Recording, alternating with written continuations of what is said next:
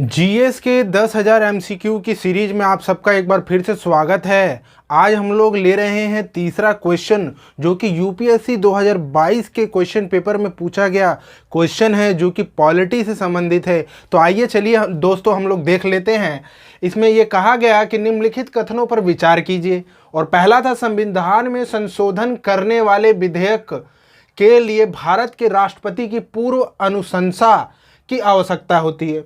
दूसरा यह कहा गया कि जब कोई संविधान संशोधन विधेयक राष्ट्रपति के समक्ष प्रस्तुत किया जाता है तो भारत के राष्ट्रपति के लिए अपनी सहमति देना अनिवार्य होता है। और तीसरा दोस्तों यह कहा गया कि एक संविधान संशोधन विधेयक को लोकसभा और राज्यसभा दोनों द्वारा विशेष बहुमत से पारित किया जाना चाहिए और संयुक्त बैठक का कोई प्रावधान नहीं है। तो आइए चलिए दोस्तों हम लोग देख लेते हैं कि इसमें से सही आंसर कौन सा है। हम सभी जानते हैं कि जो भी संविधान संशोधन जो विधेयक होता है, बेसिकली उसमें राष्ट्रपति की पूर्व अनुशंसा की आवश्यकता नहीं होती है। और अगर आवश्यकता नहीं होती है तो हमारा पहला जो ऑप्शन है वो क्या हो जाएगा, गलत हो जाएगा।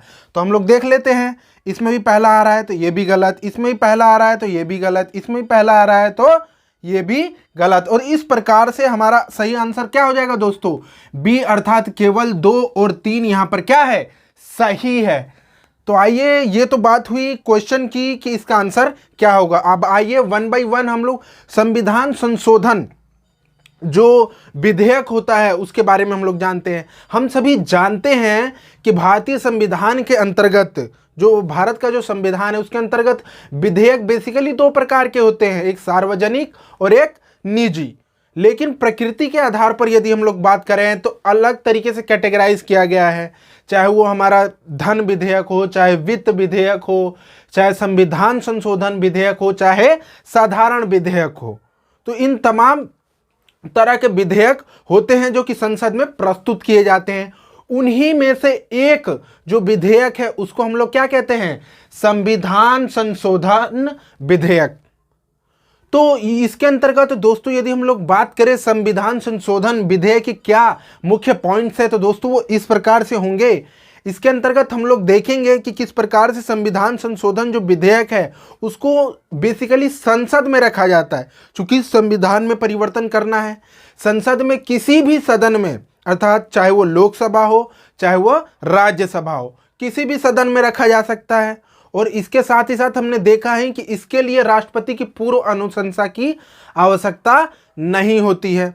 लेकिन यदि दोस्तों हम लोग बात करें तो ये संविधान संशोधन जो विधेयक होता है यह अलग अलग प्रकार का होता है। एक में इसको साधारण बहुमत की आवश्यकता होती है, यानी सिंपल मेजॉरिटी की, एक तरफ विशेष बहुमत की आवश्यकता होती है, और इसके साथ ही साथ सदनों द्वारा पारित विशेष बहुमत के साथ साथ आधे जो हमारे राज्य विधानमंडल होते हैं उनकी भी आवश्यकता होती है संविधान संशोधन विधेयक में। तो 3 प्रकार से संविधान संशोधन जो विधेयक है उसमें अलग अलग प्रकार की मेजॉरिटी का उपयोग किया जाता है, और 3 अलग अलग प्रकारों से संविधान संशोधन विधेयक पर सहमति व्यक्त की जाती है अलग अलग मेजॉरिटी के साथ।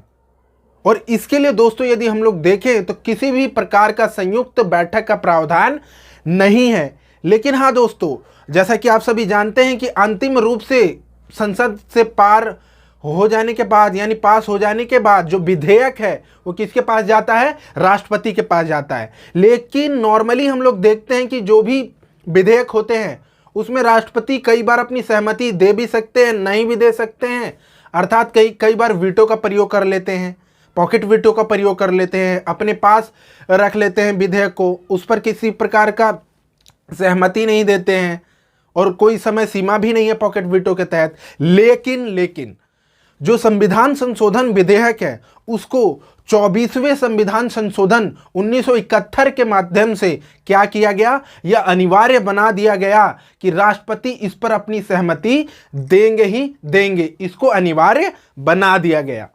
तो ये था हमारा क्या, संविधान संशोधन विधेयक के बारे में। और यदि हम लोग दोस्तों बात करें विशेष बहुमत की, तो बेसिकली विशेष बहुमत जो है वो प्रमुख रूप से 2/3 जो उपस्थित और मतदान करने वाले जो हमारे सदन की जो कुल संख्या होगी उसके 2/3 यदि व्यक्ति अर्थात सांसद अपना मतदान करते हैं तभी संविधान संशोधन जो विधेयक है उसमें विशेष मेजॉरिटी के तहत संविधान संशोधन विधेयक पास होगा। तो आइए चलिए एक बार ऑप्शंस को देख लेते हैं हम लोग। तो दूसरा क्या पूछा गया था इसमें, जब कोई संविधान संशोधन विधेयक राष्ट्रपति के समक्ष प्रस्तुत किया जाता है तो भारत के राष्ट्रपति के लिए अपनी सहमति देना अनिवार्य होता है। यह हम लोगों ने देखा ही दोस्तों कि 24वां जो संविधान संशोधन था 1971 उसके माध्यम से यह अनिवार्य कर दिया गया कि जो भी संविधान संशोधन विधेयक होगा उस पर राष्ट्रपति जी अपनी सहमति देंगे, इसीलिए दूसरा भी सही है। तीसरा क्या है, एक संविधान संशोधन विधेयक को लोकसभा और राज्यसभा दोनों द्वारा विशेष बहुमत से, हम लोगों ने ये तो बात किया ही था कि विशेष बहुमत की भी आवश्यकता होती है दोनों ही सदनों की, जो कि विशेष बहुमत बेसिकली क्या होती है, 2/3 मेजॉरिटी होती है कुल सदस्यों की संख्या का जो कि उपस्थित और मतदान करने वाले होंगे। पारित किया जाना चाहिए और संयुक्त बैठक का कोई प्रावधान नहीं। हम लोगों ने देखा है ही कि किस प्रकार से जो संविधान संशोधन विधेयक है उसमें संयुक्त बैठक का प्रावधान नहीं होता है। तो ये था आज का हमारा तमाम डिस्कशन एक अति महत्वपूर्ण क्वेश्चन पर। तो कैसा था आज का मेरा वीडियो जरूर बताएं। आपके द्वारा लाइक और कमेंट ही हमें प्रोत्साहन देते हैं कि हम इस तरह की वीडियोस बनाएं। थैंक यू, धन्यवाद।